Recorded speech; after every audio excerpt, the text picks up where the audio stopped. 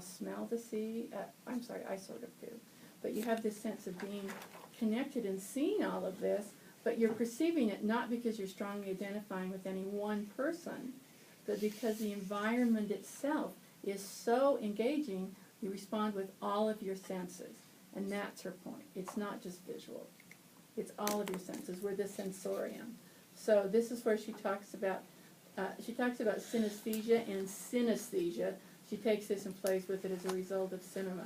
So it's the corporeal material being carnal sensuality and how it constitutes meaning. By carnal, she doesn't mean it quite as we do. She means of the body directly. So it's not carnal, devilish, and sensualist.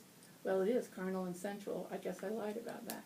So she's talking about the markers of externality and internality and how they are constantly blurred and moved all over.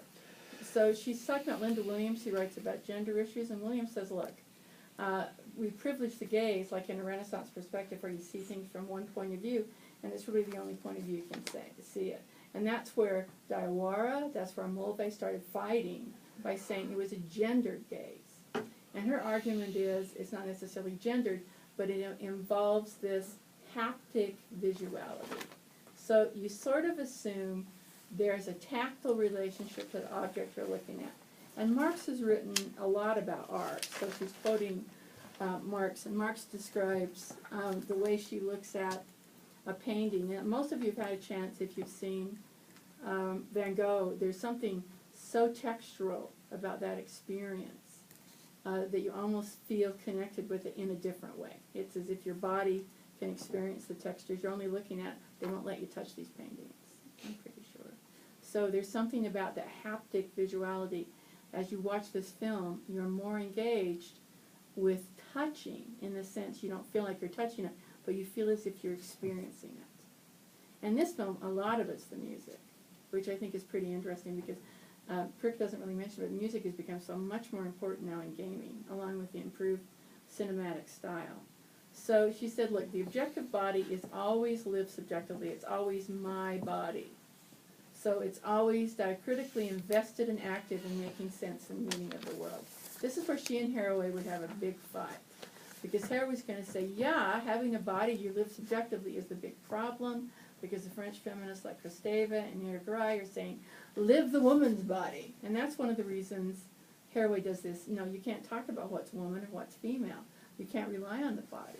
The body's been territorialized. It's been fought over. It's been used by so many people for so many things. You have to not live in your body. So this is different. This is subject making a different argument. It's sort of a neutral body. She doesn't assign gender to this body that can be embodied, can be male or female. So the lived body is this third term, so it grounds and mediates experience and language, subjective vision, and objective image. So your sense of who you are, your subjective self, your identity, encounters this reality on the screen, and it's mediated by your lived body, which is the body that experiences it.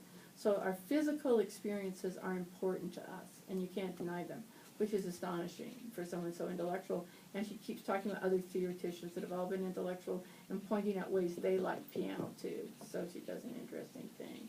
So she's talking about, I cannot say this word, commutative. And you had that in your list from Sobchak, and it's the idea there's this reversibility. So it's not, you're exchanging or trading.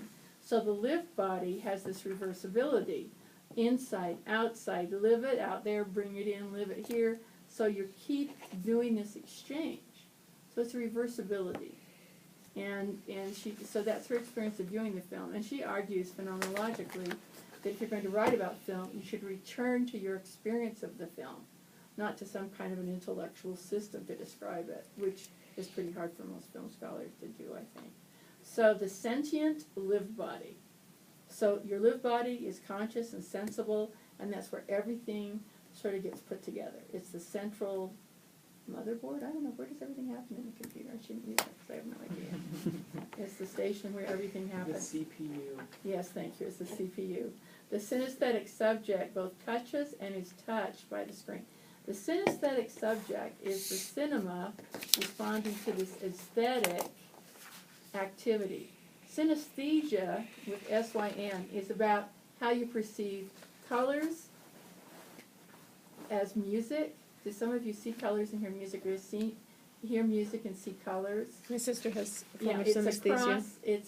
it's across, and I always thought numbers had personalities until people She told me sees that numbers wasn't true. and letters and colors. Yeah, so That's so weird. I have a bit of that. No wonder I can't figure it out. So it just means you have cross senses. So when you see something, it's not just a sound, it's not just a word, it also has other components to it. And film is multisensory. So she said it creates these multisensory things, create a synesthetic subject that exists because of the connection with the film. Because you're connecting with the film and that's constructing it. This is I don't know what else you need to know. like the letters. She's asking this on BD, section 2. Think about the processes of identification, the film experience, thinking not about our secondary engagements and saying, well, here's the subject position, like the idea, the gender readings and the race readings say you have to take the subject position within there, so I have to hate blacks or I have to see women as objects and passive.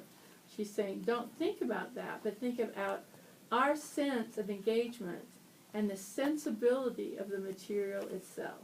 So when you look at a film, you're not necessarily thinking, how did the camera do that? And it went in and it did this and it did this. You're experiencing it and identifying what's there. I love when it goes overhead and you can see that thing in the sand. It's like, wow, I'm in love with that. I want that. Give it to me. I have no idea why. Probably some form of dementia. So, I don't know what else to tell you. She's got all these puns in here that I don't know. I can't. Oh, one thing she talks about is postural schema, which is the way you mentioned you lean forward. And you've seen people do this when they're bowling, to move. But have you seen people do it when they're gaming? I've watched people play and they're moving around because they're trying to move their body so they can do this. And then the Wii came along. What did the Wii say? Hey, it's all about that, right? Yeah. They fully engaged the body. So we came along and did a really different kind of embodiment. It says what you do here affects literally what's there, but it's not an avatar. It's you, baby. So it's like, whoa. And now even the Xbox Connect and that, like these that rely wholly on the body, like isn't even a controller. Yeah.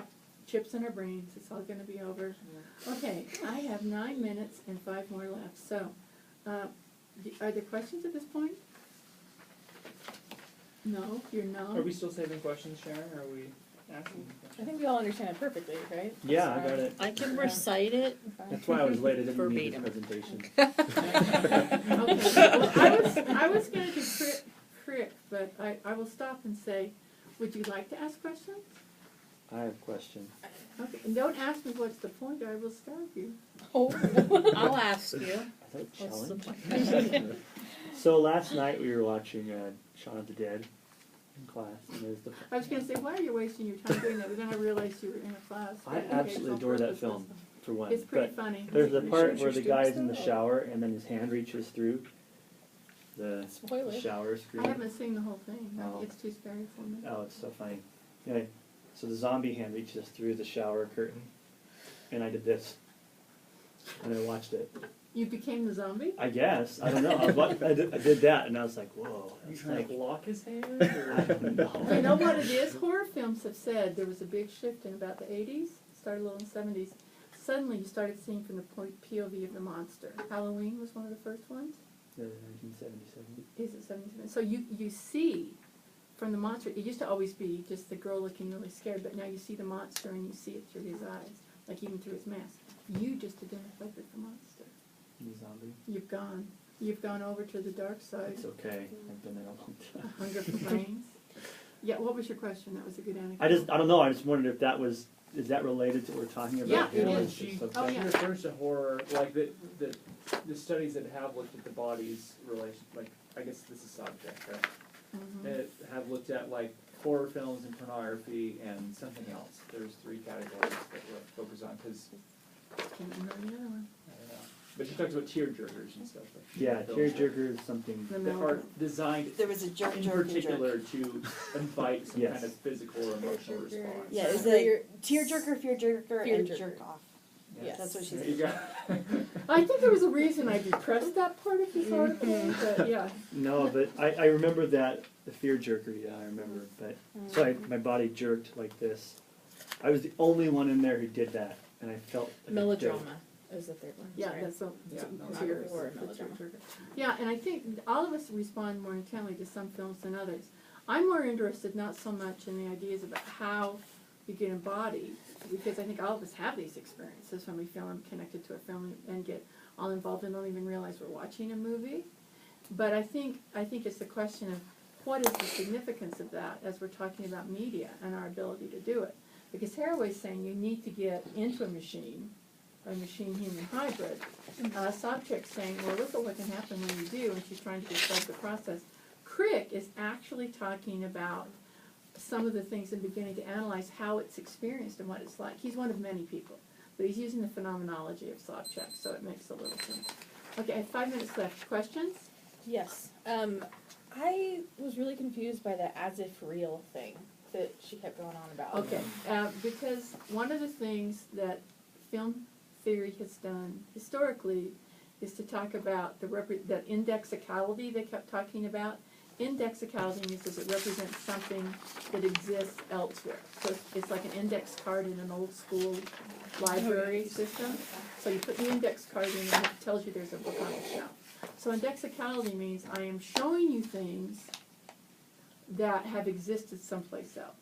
And then you could do little things around, like you could do puppets, Ray Harryhausen, and then you could do all the CGIs. And so the difference between representation of reality and then the creation of a reality is really blurred. So there's this whole tradition of as if real, which has to do with Krakauer's and Bazan's idea that film can show us things we don't normally see.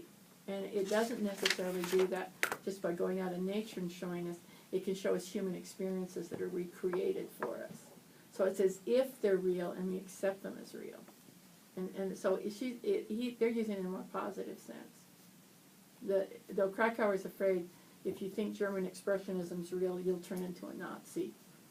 Well, and I think she's also she's saying that when we talk about as if real, we're still drawing a line between like reality and fantasy that she's attempting, it seems, to challenge and saying like when they say it's almost like you can feel the sand on, you know, But she's saying you literally but can you feel actually the sand. literally do. Okay. Or that Yeah. you can.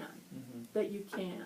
Okay, yeah. Because it's going to be different for everybody else. So it's like she's saying when you're in a movie, I guess if you're watching piano and you're watching that awesome scene, and you do have these moments where you have to hold yourself or something, and you swipe the zombie away or something, like, but that's not because we're viewing it as if it's real, it's because it is real to us. Yeah, it's real to our bodies. We're feeling it in our bodies as well as our eyes and mind. Because the idea is, right, in real life, those are responses to external stimuli. Mm-hmm. But we assume, because we've divided up traditionally the senses into these different areas, that I only do this when there's a zombie hand coming at me, right? And that's a physical response in touch to. Oh, but it's she's like, saying that we can't differentiate these different senses. the that- senses are the same. That they're connected ultimately. So we By literally feel the sand when we see it in these circumstances. Or you perceive it. And so that's the importance of the body, is that like ultimately it's not about this is not real sand, it's fake sand on a screen. It's the same response that our body is having. So It's why sometimes you feel cold in films or hot in films. Yeah. Because I know it's the air conditioner. Oh, it could be. And then last week, Kaylee, weren't you talking about Peter Pan and clapping? And I think that's one thing where they're trying to get you, they're making the connection. Your point was it pulls you out. That was her point. Yeah, and Yeah. so it's like, if you felt like clapping, it was real. And you're wrong about distantiation. Well, I So think how that's what does- Barry would say, is that it was real. As I was reading this, I felt like it all just kind of came down to your brain, because it's your brain. Like you're not when I step on sand, I don't know. Okay, Like it's perception. She would say with you, Yeah. yes, is perception. Okay.